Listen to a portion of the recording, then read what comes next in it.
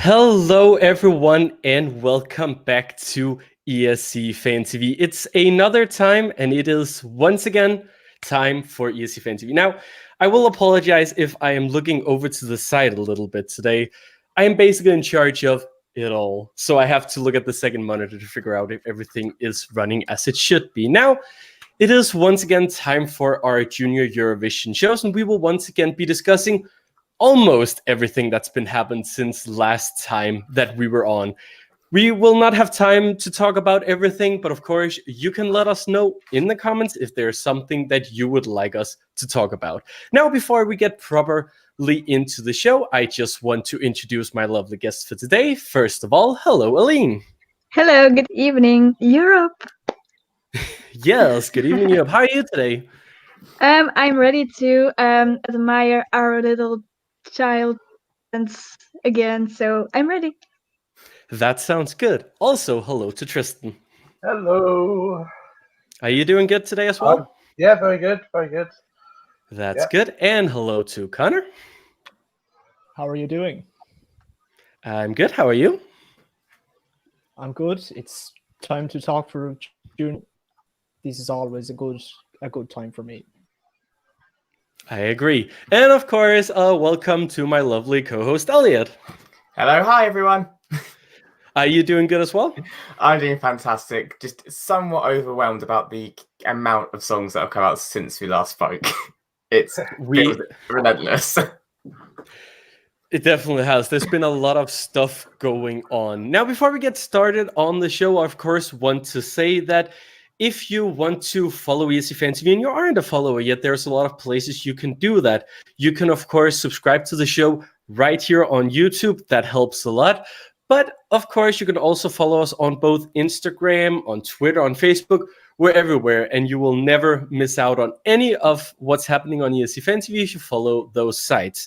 If you want to take our show on the go, you can do that as well. We are on all your favorite podcasting platforms, such as Spotify, iTunes, and Stitcher. Now let's get on with the show. Like I said, we have a lot of things to talk about, and Elliot briefly mentioned it as well. There's been a lot of stuff going on. You know, we are really getting into the Junior Eurovision season now, so it's very exciting. One of the things that was very exciting that's happened since last time we broadcasted, that was that the stage design for this year's show has been released. I want to try. I'm going to try to bring it up on screen. I don't know if it's going to work, but I am going to try. So let's see if this works. Let's see. Cross our fingers. Cross our fingers it's going to work. There you go. This is how the stage this is how the stage will be looking in Gliwice for the big show. Of course, Poland is hosting it, as we all know, and it looks very promising. It is a Polish designer who's done the design. He is a very famous designer in Poland, so I'm sure he knows what he's doing. I'm going to start by going to Elliot. What do you think of this stage design? Do you think it's one of the better ones? I personally really like the stage design. I predominantly like how the fact that you see every little detail attached to it. Like it's not on screen at the minute, but one of the images it did have was from the back of the stage. So you see to the artist's left, you see them you'll see them do the walk to the green room, which is like a little detail a lot of people forget about. So it looks like it's been thought out very methodically. The only thing I don't like is like the four sort of like squiggling lines going up on the sides of the stage. They look quite big and bulky and could block some people watching, and they may need to be a bit careful camera-wise with that. But otherwise, I really like it. It looks really bright. It looks really colourful. The LED screen looks like it's going to be lovely. So yeah, it looks like it's going to be really. If they pull it off just like it's advertised there, it should look really sweet and polished. I think I really like it. Yes, it is, of course, important to remember that this is a 3D render. The stage has not been built yet. So this is it's an idea. And a lot of people has mentioned the little squiggly lines or whatever we want to call it. It is an interesting concept, but from what I can gather, they seem to be LED strips. So they should be able to change color and should be able to, give off a certain mood. So I think it could be very interesting. Aline, I know you followed the contest for many, many years, so I'm sure you know all of the stage designs. Do you think this is one of the better ones, or have you enjoyed some of the older ones a little bit more? well, I guess we have to wait until we see it in real life. But first reaction was, wow. I think it sets the bar very high for Poland to have an amazing show, because it's their very first Eurovision thing they are ever hosting. So I'm very excited when someone is hosting for the first time, and so far they are giving a good impression. So well Yeah. done, Poland. Woo! It is also worth mentioning, I need to pull up my fact sheet here again. It is also worth mentioning that the stage this year has actually been done by a Polish designer. I think I mentioned that already. Tristan, do you think it's important that you know that it's a local designer doing stuff like, you know, the graphics and the stage, or do you think it's okay to outsource it like we've seen in the past couple years at the adult Eurovision? Um, well, I was expecting that question, but I obviously it's always better to source locally, I guess. There's more employment for locally. I mean, it's a fantastic stage. I mean, I just do think it's going to, even though it's quite a large arena, it's going to look quite intimate, because that area, those two sort of the catwalk areas are going to enclose really nicely the standing audience, and then of course you've got at the back of it the green room, as we've seen in so many Eurovision since 2011. So I think it's going to work really well. I mean, I can't really say much about the designer. He doesn't have a very Polish name. I did notice that, but he is a local designer. But he sounds quite Greek, so I think there must be a bit of a Greek-Polish connection. Could be. I'm not sure. Giorgio something. I can't remember now. Yeah, and Connor, your turn. Do you think the artist will shine on the stage? Oh no, is he Yeah, gone? I think it is a very Connor, can you hear us? He's there. friendly design. I can hear you loud and clear. Well, we couldn't hear you at first, but continue. Well, what I was going to answer in the way is a stage, and it leaves the room for much performances, which is the heart of Junior Eurovision. Like, I feeling that France, especially with their song, will shine on this stage. Do you ever, that feeling? Yeah, it is always an interesting thought, especially like also going back to older contests and think, how would one song work in a different year? So that's a little bit of a fun game you can play if you have some free time. I really like it as well. You know, I think that the Junior Eurovision stages sometimes are even better than what we see at adult Eurovision, because it can tend to, you know, be a little bit more, because it is a kid show, it's a little bit more lively, and there's a little bit more experimental. And I think Poland is doing a really good job. We also have a comment on our YouTube page from official ESC that says, I think Poland will push it to the limit because it is their first hosting in Eurovision / Junior Eurovision, and they will show the world that they're able to do a great show and a great stage. And I think that is very true. I think there's a lot of like pride for Poland, you know, on this show, and I think they will do their best to make sure that this is a great show. Now, we are on the topic of Poland, so why not just continue there? Because one of the countries that had their national final since we broadcasted last, that was indeed Poland. Now, Poland decided to do a national final this year. Of course, last year Roxana was chosen internally, but this year they decided to go for a national final. They had 3 semifinals where a bunch of kids would perform, and then from let me try that again. From each semifinal, one kid went through to the final. So we had 3 kids in the final, and in the end, we saw Victoria Gaber with the song Superhero win. I'm gonna start with Aline. What do you think of this song? I've watched only the final of the Polish national selection. It was suddenly on my Twitter, and I saw, I have time, so I'm gonna watch this. And I immediately saw that Victoria had the total package for Junior Eurovision. So I expected her to win, and she did. So I'm happy. And today her song has been stuck in my head. So I think it's even a contender to win again on home soil. Interesting. Would be the first time if that was to happen. Connor, what do you think? Do you think this compares to last year's song? Do you think it's better than last year's winning song? What do you think? Personally, I prefer it, but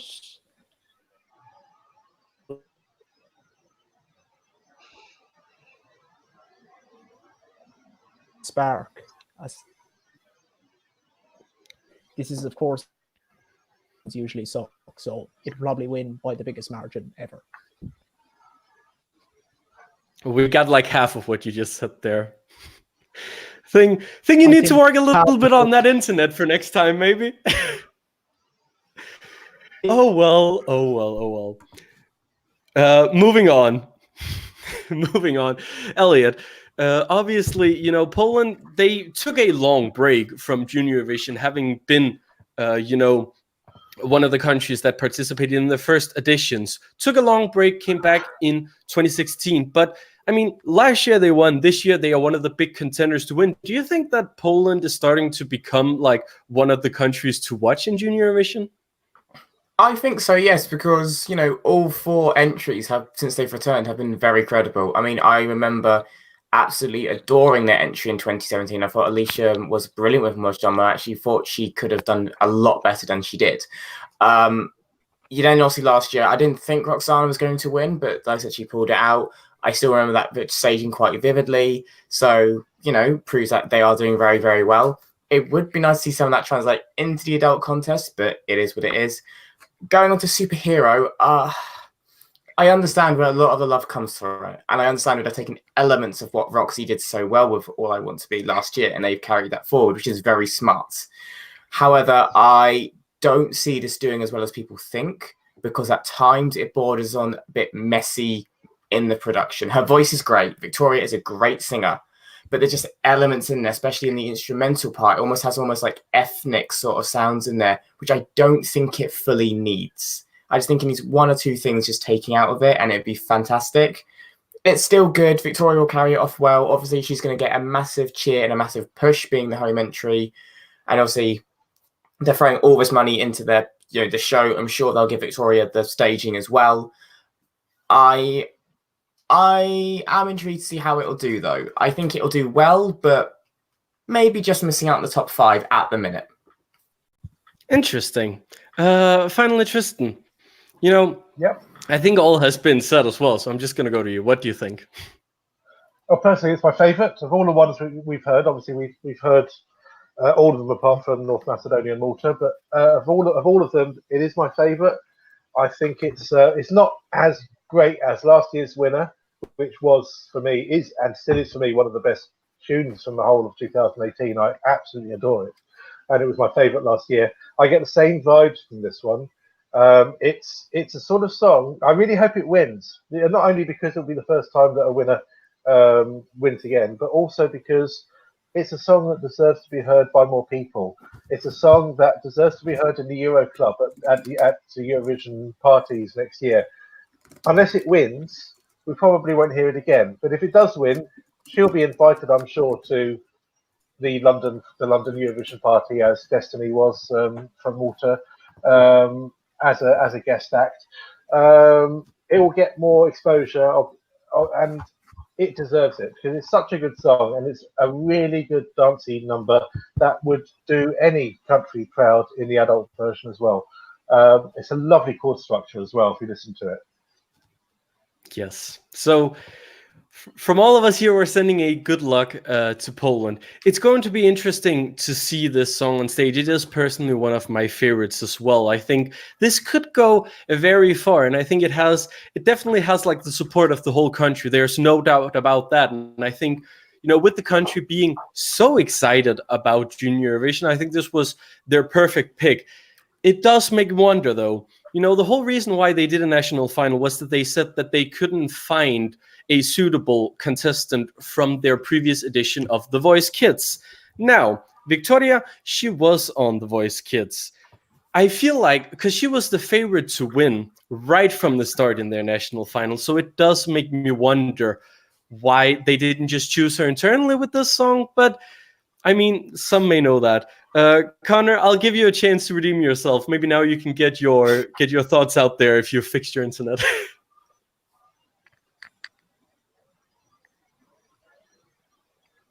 So Right. There we go. I hope that my sound comes through now, so I can share Yes. my wisdom. Perfection.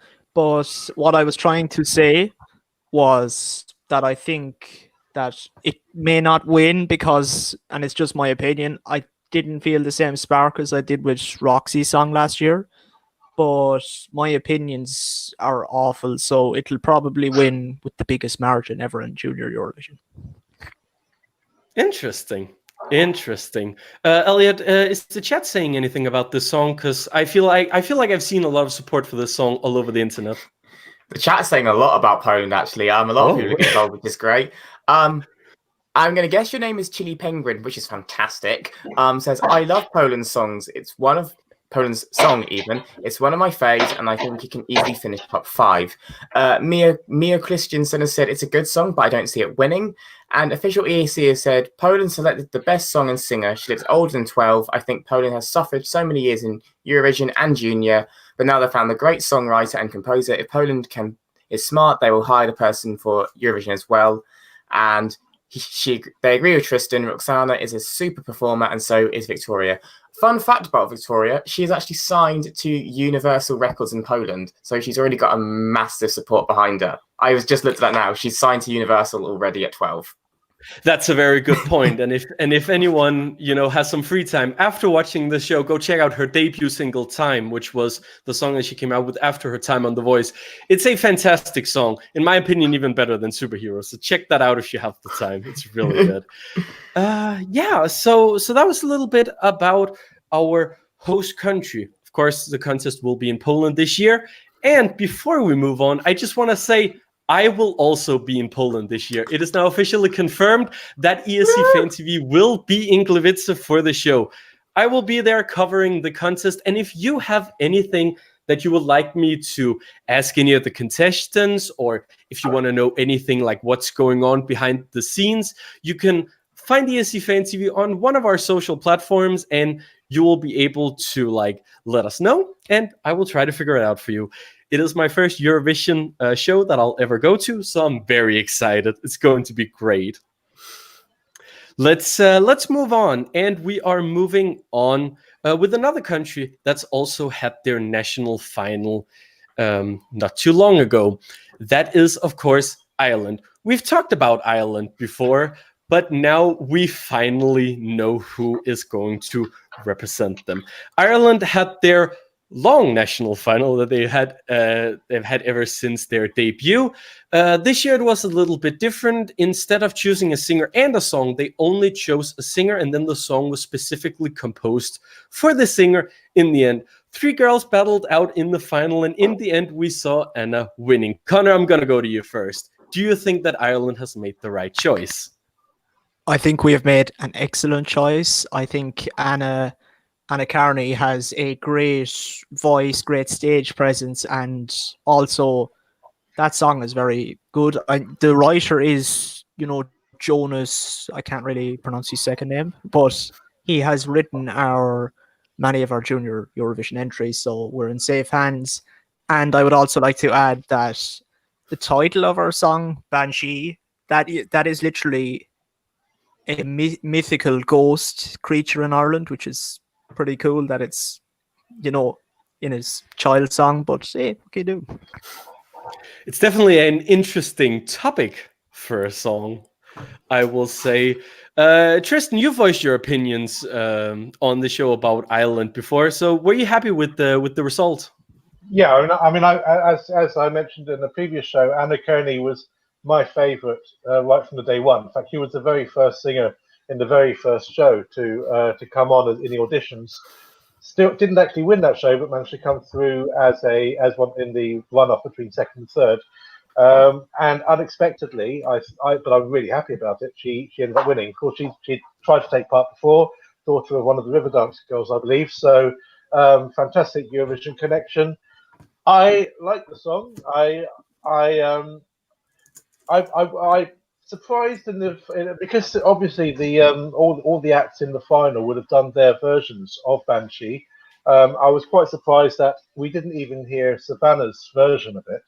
We got to hear Savannah, who came second, version again of Circle of Life, which I just thought that at least at that super final stage, we should have been able to hear the two versions, because obviously a lot of effort would have gone into creating these versions.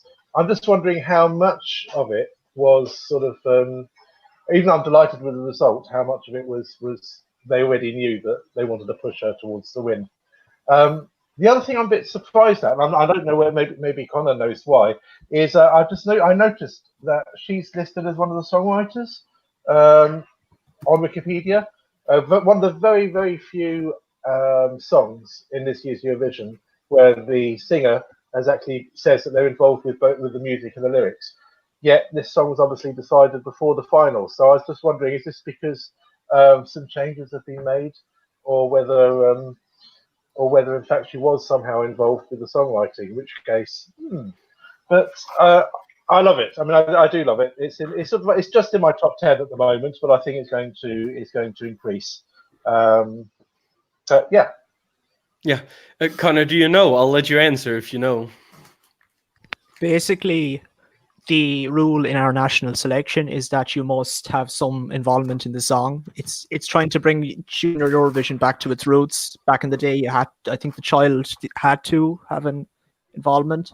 Yes. And also, the reason she's listed is because if they won, they got to put their own little touch on the song. So it's maybe not much of an involvement, but it's still, she's done a bit for the song. So yeah. Interesting. There are two things that are worth noting. One, the songwriters have told that the version that we heard at the end of the national final is not the final version. They are still putting some finishing touches on the song, and we will hear that very soon. Second point, the song has actually been co-written by Anna Banks, who is a sister to Amy Banks, who represented Ireland at their very first time in Junior Eurovision back in 2015. Now, Elliot, this is a different approach for Ireland. They've usually chosen both a singer and a song. This year, they're only choosing a singer, and they've made this special song. Do you think it gives them a better chance at getting into top 10 or even possibly top 5? Things like this are always a bit hit and miss. I mean, I am always for, picking the singer first and then finding the song, because it fits the singer. It's worked, it hasn't worked, in Eurovision for, most notably Michaela from Malta. They picked her, right, she's got a good voice, she can perform, let's give her a funky song. It worked. Does this song work in that aspect? For me, no. I'm mostly confused as to why. The main composers of the song are Maltese. There are 2 Maltese names on this. And then, like Connor said, there's Jonas Gladnikov, who I think has about 3 or 4 songs in the Eurovision Song Contest every year, as is, and every other national final, to be honest. Never had a song go to Eurovision, though, bless him. Bless his heart. He's tried so many times. I like her voice. I really like her voice, because when she won, I listened to what she sang in the final, and she's got a beautiful voice, Anna Kearney, first and foremost. The song itself at the minute, and I'm just reserving a little bit of judgment because it isn't the final version, is there's nothing just yet for me that is impactful enough in a group of 19. So I think at the minute, running order is going to play a huge part in this song's success or not. And I normally love the Irish entry. I loved Taylor last year. I loved Mullien the year before. Neither did well, though, sadly. So I'm hoping if I'm somewhat more negative towards it, it'll do well, because I want Ireland to do well, because, they do find good singers, and this format was slightly different, but it still has paid off in finding them a very, very credible and strong singer in Anna. Yes. And finally, Aline, is this one of your favorites for this year? Well, I haven't followed the national final, but I have seen some live comments on a certain article, and I saw that the 3 finalists had to sing a former Eurovision winning song. It was Rock and Roll Kids, Why Me, and In Your Eyes, I think. And my first impression when I saw the comments, Savannah received the biggest cheer from what I saw, from what I've seen. So I thought that she would win, but then Anna came out as the winner, and I heard the song. The song sounds very good. I was very like, wow, this is going to be great, great, great. And then I come to a certain point where I was like, oh my god, this is amazing, but that point is not really there, and there is something missing in the song which makes me want to love the song, but now I just like it. So it's likable but not just lovable yet for me. I kind of feel the I same like it. way. And you know, I have voiced my opinion on the show before that I felt like Orla was the winner.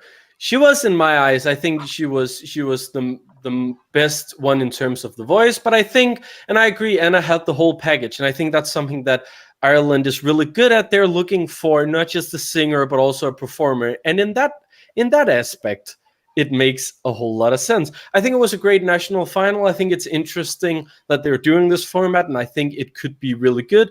But like Aline said, it kind of builds up to something that never really happens. Maybe that'll be fixed in the revamp version. We don't know. Connor, final thoughts?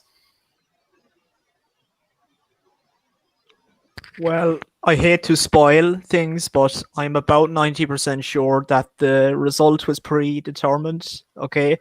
It was obviously recorded a month prior, but Anna was actually at, I don't know if this was mentioned, a Eurovision party even 2 weeks ago. And I mean, they had her on stage, so kind of spoiled the result. So I'm not complaining. She's an excellent artist. It makes a lot of sense. I think it was Louise in the chat last time we were broadcasting who actually mentioned this fact. It is very interesting with Ireland because like you mentioned, the shows are pre-recorded. It's also 100% jury votes, so you can think what you want. Anyways, let's just move on before we get into any conspiracy theories. Whoa. Let us go to the final. No, not the final. The second final national. That wasn't a sentence you could say. Let's go to Albania. That's what I want to say. Albania once again held their Junior Fest, which has been their national selection ever since 2016, I believe. Or maybe 2017, I can't remember. They've been in the contest. They took part once in 2012, held a little break, and then came back in 2015. I know my facts. If I've had a long week, I apologize very much. So let's just get into it. Isaiah is the name of the girl who has won. I'm not even going to try to pronounce the song title, but I think it means something along the lines of my childhood friend. Tristan, do you like this song? No, I don't. In fact, I walked through something at the television while I was watching that national final. So I'd managed to avoid the results. I'd heard and watched it without knowing the result, even though it was on the Albanian TV quite a few days later. And I was so excited, and because I had a few favourites. I mean, my personal favourite was, I think, called Luna Park, was it? By Era Okstuni, which was a kind of a really fun song. I had loads of favourites. In fact, I think I had this one in my bottom three. So when it won, I was just so upset. But that happens every year in the main Eurovision as well. I mean, it's just a very dirty song, and I don't think she's a very good singer. Especially when you compare with some of the other songs and singers that we had. It might sort of like be okay for an adult Eurovision in the way that, well, no, it wouldn't be okay for an adult Eurovision. It's not good enough, but it would appeal more to adults and children because it's just such a dirty song, I'm afraid. But yeah, sorry, quite low in my list. Harsh words from Tristan. I'm just gonna go straight to Elliot. Can you say something a little bit nicer, maybe? No pressure. Well, to carry on Tristan's point somewhat, I understand what he means about it could be appreciated more in adult Eurovision, because when I first heard it, I'm like, this is something I could easily hear in Festivalia Kungas and something that'll do very well in Festivalia Kungas because it follows a very similar pattern we see from that show and the songs that win that show. It's not necessarily a bad thing. Albania have somewhat sorted themselves out in Eurovision. I like her voice. Her voice does seem nice, but I agree with Tristan to a point of the song's good. Ask me to say anything about the song, I'm at a loss. I've only heard it 2 or 3 times and just nothing sticks. It's just there. It's just at the minute it's too middling to be competitive, and that's the biggest issue. It's nice but not competitive. I've lost track of the amount of times I said that about songs. Just in Eurovision, I said it about Surrey. I've said it about Michael this year. I said it about Sarah McTurnan as well. It's nice but not competitive. All those songs have sadly finished really poorly, and I am worried it's going to happen again because Albania, they are good in Euro Junior. And and last year they sent a great song. They sent a great, fun, upbeat, kid-friendly song with a young performer with a lot of energy and sass. And although this is a different direction to that, I just don't think it's going to have the same payoff. I just think it's just a bit there. And to be honest, I think it's a bit too similar to one or two other songs in this contest. And I think there's other songs that are similar, are just a bit too much more powerful or memorable, which I think is going to kill it, sadly. Elliot has an interesting point there. They have sent very fun songs. We had Don't Touch My Tree in 2017, and we had Barbie last year. They've been on a streak to do these fun songs. This is very much a typical Albanian song. Aline, do you think they should stick to the format that they've had for the past 2 years, or do you think it's nice to see something a little bit more serious from Albania? Well, Barbie was one of my favorites last year, so going to this, it's a slight disappointment for me. I've not followed the national final, but I have seen the performance of the girl. I don't know her name. I wrote down, I have written notes, a slow but ethnic start, which I was like, okay, this is ethnic, I like it. For me, it was a beautiful, dreamy melody, which I also enjoyed. And I also loved the graphics they used on the LED screen behind the singer. But the song itself, it's just there, and it leaves me cold a bit. And I hate to be negative for kids because they're also talented, and I admire every child that is doing this contest because it's already a big achievement for them at such a young age. But yeah, I mean, I cannot like every song, and I fear this is competing for the bottom 5. I don't like it, but yeah, someone has to be in bottom 5. That's fair enough. And Connor, do you agree with the rest of the panel? I just think y'all are being way too harsh. I mean, this is a great ballad in my opinion, and although it is something that I wouldn't expect for Junior Eurovision, but if anyone's going to do it, it's Albania. They're good at these strong ballads. It actually reminds me, and here's another obscure reference, their 2007 ESC entry, which is, I don't know if you know it, it's like Hear My Plea, I think, but it's really depressing song. But yeah, it's similar to that, and I actually think that it could get I think top 10, and also I'm a little surprised that it's actually quite popular on the YouTube fan community. I mean, it's a lot of people have it in their top 10, which is surprising, but it's good. It's a good sign. Yeah. I'm glad being the host that I get to have my opinions last, because that means I can now tell you that this song is actually my 3rd place at the moment. And I would love to see this win, because I think it's such a nice, beautiful song. I think she conveys the emotions in the song very well. And I'm just really happy that she won the national final. So there you go. That's one of the things that are great about these shows, is that we all have our different opinions. And of course, all you guys, you're already typing a bunch of comments, sharing your opinions, and we love when you do that. So keep going. Let's continue. And let's continue with the last of the national finals that we had. Not necessarily in that order, but it doesn't matter. We're going to the Netherlands. We've already talked about the Netherlands on this show, and I can see someone is very excited to be talking about this. The Netherlands had their usual Junior Song Festival that they've had pretty much ever since they started participating in Juniorvision, which was all the way back in 2003 at the very first contest. 4 acts took the stage, and Mathieu, with the song Dans Met You, was the big favorite. And I really mean the big favorite. He got 12 points from the kids jury, 12 points from the adult jury, and 12 points for the televote. What an absolute perfect win. Aline, are you happy? Well, since Belgium is not participating anymore, Netherlands is kind of my country in this contest. Where's your flag? Where's your flag? It's in my room. It's upstairs. Okay. What's the flag? I have been following this national final since 2010. I really enjoyed every edition because there's a lot of going on. There's lots going on in advance to the contests. They do a boot camp. Get they get like the announcement in a very fun way. Like this year the winners Anna and Max from last year. They all they surprised all the finalists too that were qualified to the show. So that's already a very nice beginning. And I just see that in such a short time, all the contestants became great friends, and that was also visible on stage.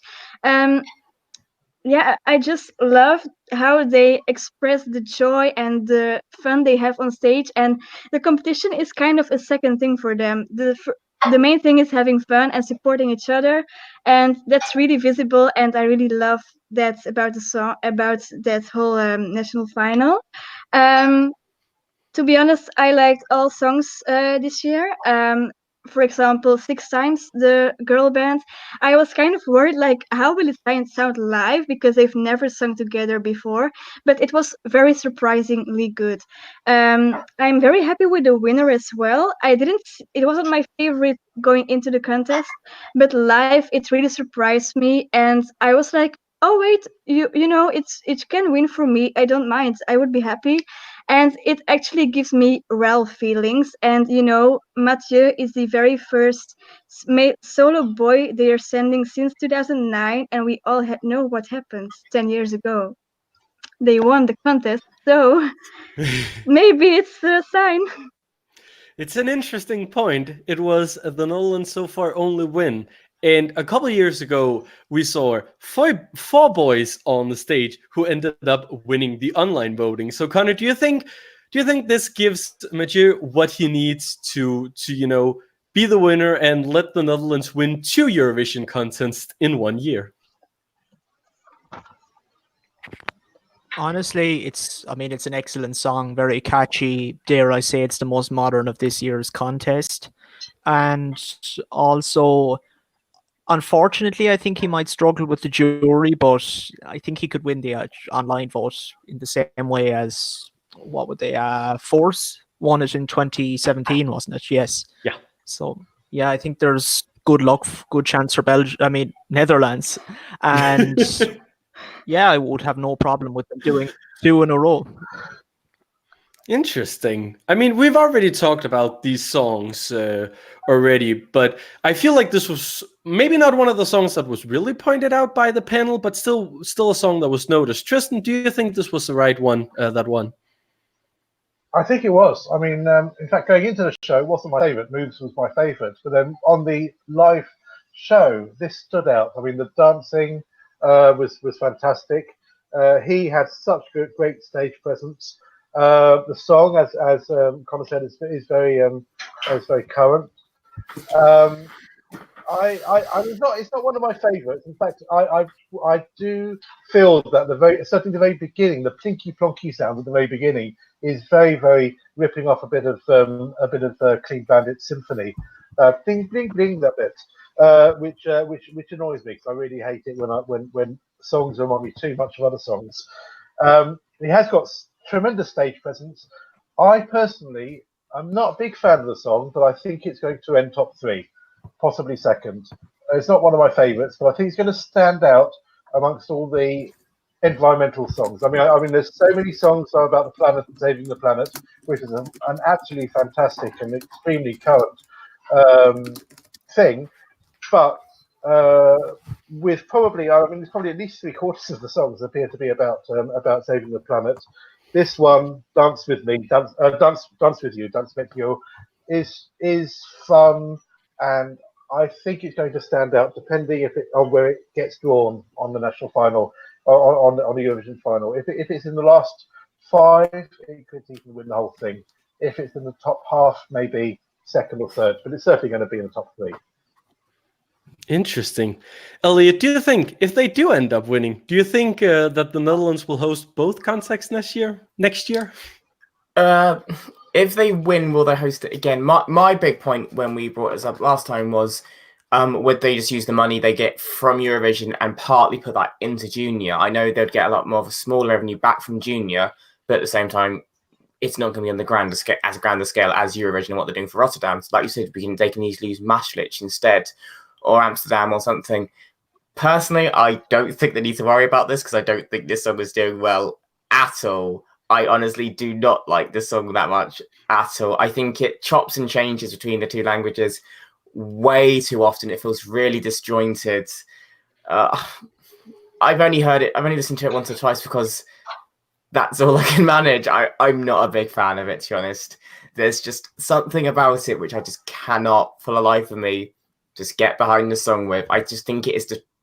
But I'm all for bilingual entries in any contest, but it's just like every other line. And, Bilal did that, and I don't think it worked for Rala, and I don't think this works either. It's, for me, a bit too disjointed. I still think he'll do okay with the televote because the Netherlands always seem to in junior since this new online voting's come in. So I think, a middling result, a bit like what Belarus did last year, is where he'll come up in the end. Interesting. It is worth mentioning also that the song will have a full chorus, I believe it is, in English. So they are working a little bit on the song. It's going to be interesting. For me, the song is a bit too radio friendly, and it just ends up kind of being there. And I feel like if this was a song by Dutch Justin Bieber, I would be like, yeah, that's what it is. I think, however, that he is, doing the best that he can with the song. He seems to, like the song himself, which is not something I feel like we can always say for every participant at a Eurovision event. He seems to like the song, and he seems to want to be there and have fun. So I think, he does convey the message of a fun song very well, and I think that will give him the online points that he will need to be in the top 10. But it's not one of my favorites. One of the songs that is my favorite, however, is Spain. We're going to go to Spain now. Spain has finally released the full version of their song. Melanie Garcia is their singer. She has been internally selected, and the song is called Mate, which means Mars. It is one of the environmentally friendly songs, but it is also a very impressive song. My God, that voice. Connor, is this one of your favorites? If he is here. He has woken up from his slumber. Which song are we referring to there? We are referring to Spain. Okay, well, I mean, I don't really need to say anything because it's probably going to win the Junior Eurovision. But yeah, I like the song. But I think that it is a very obvious winner, but that's just from my end. So, I mean, it could easily win the online vote. I know I've said that for the Netherlands already, but look at the fan community for Eurovision. There is a big community of Eurovision fans in Spain. There's no doubt about that. And Spain has been hyped to come back to Junior Eurovision for many years. They are finally here. People are loving the song. Elliot, do you think this is what it takes for Spain to be successful in Junior Eurovision once more? Because they have been pretty successful back in the early days when they participated. Oh, yeah. They won it with one of the most memorable and famous winners in Maria Isabel. Again, this song... Again, she's got a great voice. The song kind of goes along fine. I did get the big moment I was hoping for with her voice. That note alone, about the 2-minute mark, where she goes into a really operatic note, is going to make or break the song's success. Case closed, whether the juries like it or not. Because even if she sings the rest of the song perfectly, if she goes wrong there, that's the part that's going to stand out. It feels like that bit alone will be used within the recap. So that is the crucial part. As for the Spanish fans hyping up their entry and will that translate into votes? Well, they can vote for themselves this time, so that's always a bonus. Because let's take Mickey and Lavender, for example. It wasn't just Spanish fans who hyped Lavender up from January to May. It was nearly everyone. It still got about 14th in the televote, still bottom 5 on the night. All the hype in the world is null and void to those that listen to it for the first time, and I think there will be a majority of people who hear this song for the first time on the Sunday evening. I mean, Spanish is one of the more accessible languages in junior, granted, I do think Melanie will still do very well, and it's just nice to see Spain back. Case closed. It's nice to get more Western countries back. We've had France back. We've now got Spain back. It's all very good. Can Marta be the winner? I'm not convinced, but I do think their success will depend. Yeah, let me rephrase that. Depending on how well they do, will depend if we see them back next year or not. I feel like that's a very interesting point. Aline, this I'm sure it takes you back. Remember when Spain won in 2004 in Lillehammer? It was great. Do you think this has the same sort of like, little girl singing a powerful song? Do you think this has the same energy that Maria Isabel had that could get this to win? I'm going to be very, very careful with what I say right now because I have posted my top 17 on Twitter and I have received lots of hate comments from Spanish people because I'm just not a fan of the song. As much as I respect Marta's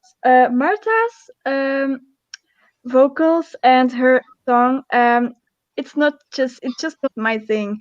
I've never been a fan of opera songs or big notes in adult Eurovision or in junior Eurovision. So yeah, for me, I know it's one of the favorites, and I'm happy for Spain that they are back and they are continue to be successful. But I just enjoyed like the power of Maria Isabel with the typical Spanish song, and the year after Antonio Jose, who was there with another Spanish very cool song, and this is just a bit too princessy for me. I don't know how to explain it, but yes, as much as I would want Spain to win, it would be great for them, of course, and it would give them a boost, maybe even for the adult Eurovision. But yeah, it wouldn't be my pick personally. No, sorry. Fair enough. Tristan, do you think it has what it takes to win? I think it does. It's actually, I'm really happy that she was chosen. I was actually brought up in Valencia, which is where she's from. So for me, it's like emotionally, it's quite an important song. I think it has got what it takes to win. She has an amazing voice, and obviously it reminds me a lot of Romania's Laura Bretan, that song that didn't win in Romania for the adult Eurovision this year. Which is also another very powerful voice. This even goes even further. It's just I just hope she can do it live, and having seen Spain's The Voice Kids YouTube videos and her amazing version of Nessun Dorma and Sole Mio and stuff, she obviously can do it, but just under the pressure of all those lights and all those viewers, I really hope she can do it. My only worry is, and this is my third favourite of all the songs I've heard so far, my only worry is that we've now heard, I know we're not discussing it today, but we've heard Kazakhstan's entry, and we'll discuss Kazakhstan in a later show, but Kazakhstan is will appeal to the same audience. Let's just say that it'll have the same sort of audience voting for them, so that might split the opera-loving, that vote, and that's going to. I would have said that Spain would have won until I heard Kazakhstan. Not that I think Kazakhstan's definitely going to win instead of Spain, but I think that they're going to split that opera-loving vote considerably. And that would be a shame, because if Spain don't come in at least the top 4 or 5, they'll probably be so disappointed. They might sort of go away for a few more years, like they have in the past. I think really Spain needs a really good result today with this year with this song. I hope they get it, but as I said, Kazakhstan is going to steal quite a lot of Melanie's votes. Interesting. Elliot, do you agree with what Tristan is saying? Yeah, because when you are going after when you're going for something very niche, which Melanie is, and which being an opera singer, when you've got someone very similar and you're fighting for the same votes, it is going to split people, because that's your direct competition purely because of what you're sending. So it is going to be tough for her in that aspect. And also we've got to remember, especially a lot of the Eurovision fans, they want Kazakhstan in Eurovision. They were so excited Kazakhstan was just back in junior. People instantly back Kazakhstan to hope that if they get them up the leaderboard, it will lead them on to bigger and greater things. I actually wanted to just direct a question back to Tristan, because also you said you grew up in Valencia, so I'm guessing you understand what this song is. And for someone who can't speak a word of Spanish apart from the very generic British, stereotypical five words, what is the song about, and what does it actually mean to Melanie and, say, Spain, for example? Is this like very, what's the word? I don't want to say Spanish, but is it like in tune with them? Yeah, well, I mean, it's obviously another environmental song again. She refers a lot to pollution in the sea and stuff, and hence Mars, and we'll go to Mars. It's sort of like it's that sort of thing. I mean, it's not particularly. I wouldn't say it's a particularly Spanish theme. It's a very particularly Eurovision Junior global environmental theme, which is happening in almost every single entry this year. I wouldn't say it's particularly a Spanish theme at all, but it'll appeal to everyone at the moment, because the environment is such an important global issue. That is a very good point. Raise your voice and let it reach all the way to Mars. I think that's how you're supposed to understand the chorus. Connor, any final thoughts? I agree. It's a very topical issue, and I'm sure that will help it gain some votes, despite half the songs this year being on that issue. But we'll say no more. But what I was going to mention was that, yes, I'm worried if Spain don't do as well as they could withdraw, because I remember in 2014 reading that Italy said they would not return unless they got top 3 in 2014, and they won, so that was fine. They didn't even host it, but they won. It is interesting with these countries. It's lovely to see them coming back, and I'm one of those who's also very happy to see Spain back. And I do still believe this has a good result. I think it's so interesting how people are comparing this to Kazakhstan, because like I have Spain as my number 1 and Kazakhstan all the way down at my bottom. I feel it's two very different songs that actually appeal to very different audiences. So I think it's interesting, and it's an interesting conversation to have. And of course, you're all welcome to join that down in the comments if you have some thoughts about this. But it is also interesting, this whole topic about climate change. Obviously, it's a very topical thing at the moment, with the girl from Sweden, of course, being on everyone's lips at the moment with the climate strikes and everything. I don't think it should be a surprise to any that we're seeing so many climate change songs this year. And I don't necessarily think it's a bad thing. I like to put it this way. At least it takes us away from all the kids singing about love, because that's always a little bit awkward, in my opinion. But I do want us to stay a little bit on this climate topic, because we have one more song to discuss for tonight. We're going to be talking about Serbia. Now, Serbia is also one of the countries that have chosen their singer internally. Daya was selected a little bit of time ago, and the song Raise Your Voice has now finally been released. It is important to mention that Daria has actually tried to represent the country before. She did that back in 2017. I think it was 2017. Where they had that weird little national final where they had like 3 acts, but before the national final was shown, they were just like, okay, so we're showing this national final, but here's the winner. It was a little strange, but everyone loved her. They were sure she was going to be on the Junior Eurovision stage one day. She is now, and her song Raise the Voice has been released. Tristan, do you think this is a good song? It's an interesting song. I think I mentioned earlier that I don't like it when songs remind me too much of another song. This does remind me. I'm probably the only one. This reminds me of the Foreigner. I Want to Know What Love Is, especially the beginning, which is annoying. It stays in my mind. I'm listening to it. I don't know what love is. I do like it. Again, it's obviously another environmental song.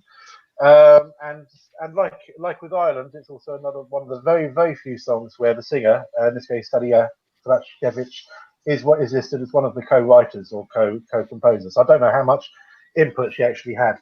I do like it. I love the video. I love where at the back you've got all the people. Suddenly they collapse at the end of the song because the planet is dying. I'm not sure how many, because that's sort of in a Serbian bit, a bit that's in the Serbian language. I'm not sure how many people are going to understand why suddenly, if they do replicate that on stage, everyone collapses at the end. The song ends very, very abruptly. It's almost as though the song gets cut off by accident. In fact, it's not. It's intentional. They cut the song off very, very suddenly in order to show that suddenly the planet has died, and then the kids in the background collapse. If they do replicate that on stage, it might work.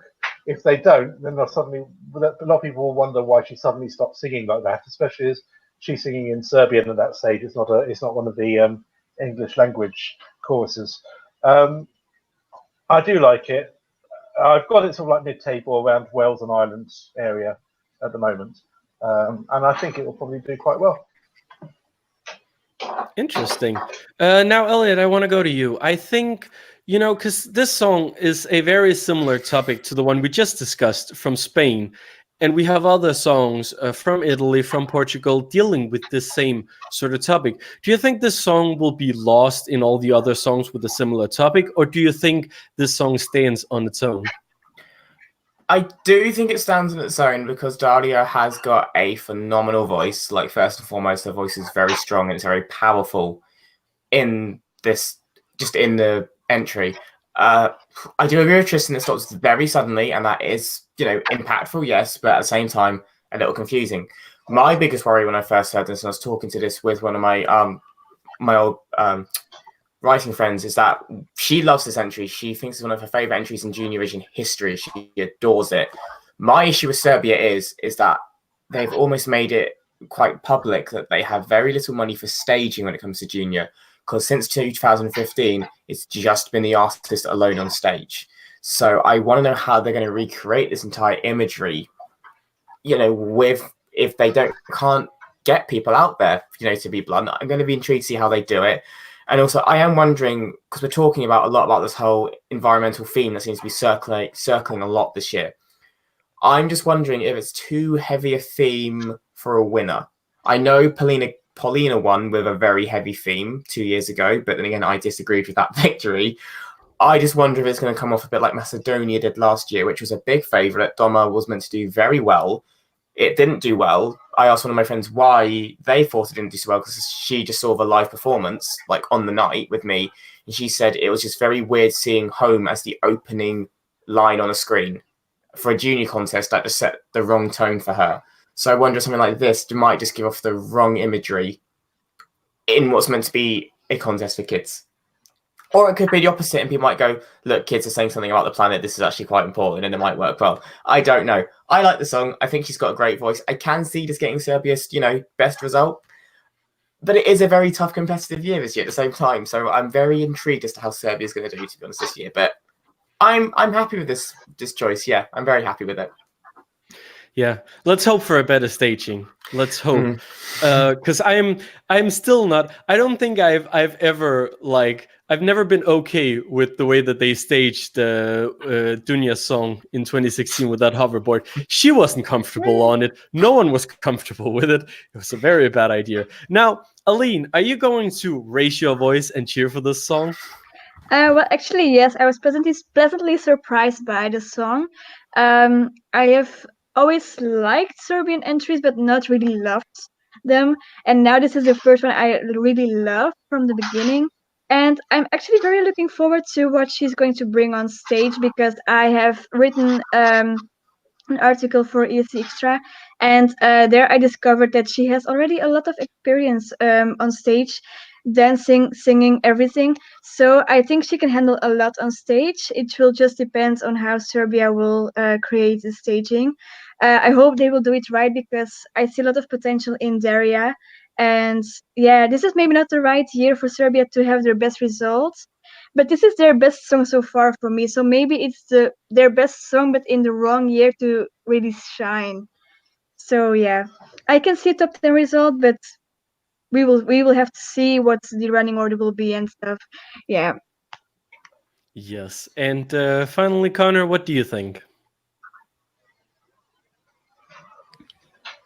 So I have yet again woken from my open-eyed slumber as someone of the pointed out 2 weeks ago. So thank you. But in all honesty, it's my least favorite of the year because for the simple reason that it's not a junior Eurovision song. You know what I mean? It's very bleak. It's very impressive, but it's very bleak, and I don't feel comfortable with that in junior Eurovision. But that's just my opinion. If you like it, you're probably right. So yeah, there you go. Fair enough. And Tristan, final thoughts? Yeah, I'm just looking forward to everything. I mean, this is going to be as I said, lots of environmental songs. I think maybe it won't be an environmental song that wins it. It might stand out. A lot of the environmental votes might go somewhere else. But for me, the funny thing is, not one of these songs, environmental songs, for me beats the 2017 song that Albania brought by Anna Kodra, "Don't Touch My Tree," and that's an absolutely beautiful song. It only came 13th 2 years ago. It really deserves to do so much better. And she actually sang it in the Albanian junior national final this year, and it actually brought tears to my eyes just hearing it again. It's just such a beautiful song, and none of these songs this year actually hold a candle up to it, as far as I'm concerned, anyway. From an environmental point of view, anyway. Interesting. I mean, I really like this song. I think it's one of the better, but I'm also just like, I'm always Serbia stan in Junior Eurovision for some reason. I've had them first 2 times. I've had them third once, and we don't talk about last year. So I really enjoy Serbia at Junior Eurovision, and I want them to do well. If this becomes their best ever result, I would be thrilled, because I think it is a fun, maybe not necessarily a fun song, but it's at least a, you know, somewhat positive song. She's trying to, you know, to convey it in a positive thing, just saying everyone's dying, it's going to be bad.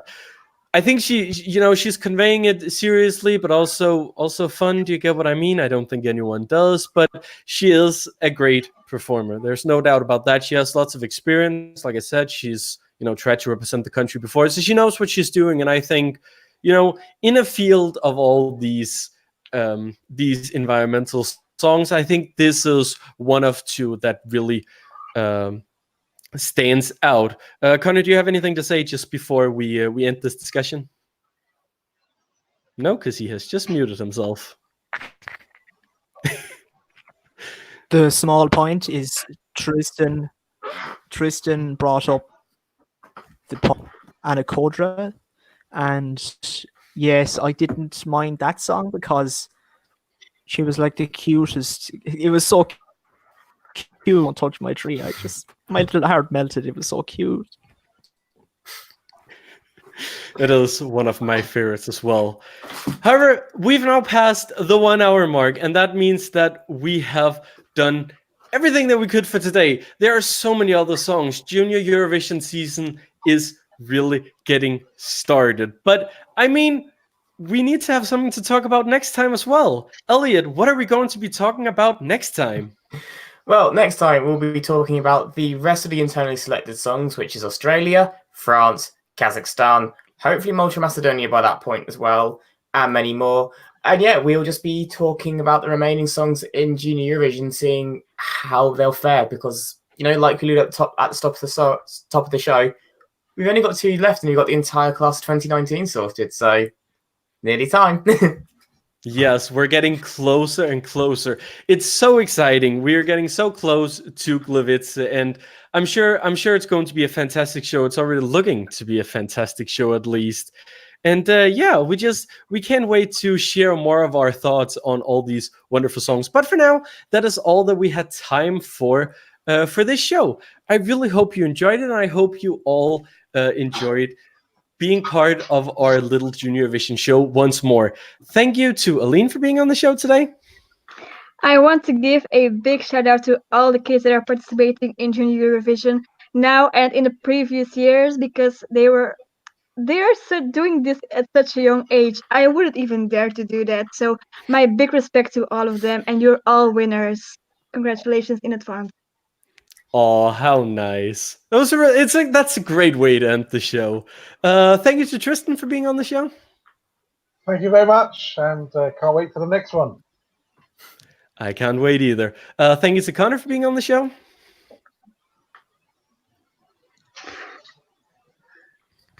Was delighted to be. It was a great show. And I'm going to spend the next while trying to find a suitable Wi-Fi connection. We will be looking very much forward to it. And of course, thank you to Elliot and good luck on the next show. Pleasure as always. Thank you very much. And yeah, rest easy, Tristan, because I get to push the buttons next time. I'm sure it's going to be great. I hope you all enjoyed the show today. I hope you will come back next time. But for now, thanks for watching and have a good night. Bye. Bye. Bye.